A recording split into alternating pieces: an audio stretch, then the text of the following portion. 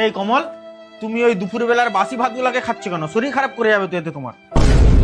আর কি করব সেট, 500 টাকা ছিল সেটা বউকে পাঠিয়ে দিয়েছি, নাস্তা করার পয়সা নেই, তাই দুপুরে ভাতগুলোই নাস্তার টাইমে খেয়ে নিচ্ছি।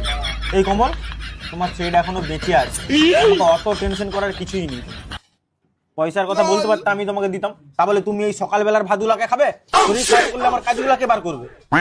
দাও, এইসব ভাত তোমাকে খেতে হবে না, আমি সব ফেলে দিয়ে এসেছি। দাও, আমি থালা ধুয়ে দিচ্ছি, তুমি বসো, আমি দেখছি নাস্তার এই ব্যবস্থা কি করা যায়।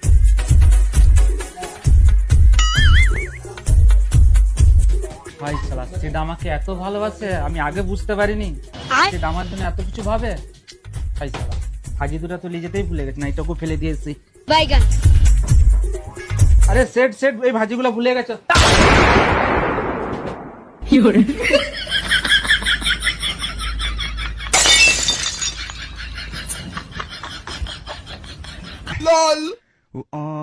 ঘর মানা, আমার ভাগের ভাতগুলোকেও খেয়ে নিয়েছে আমার।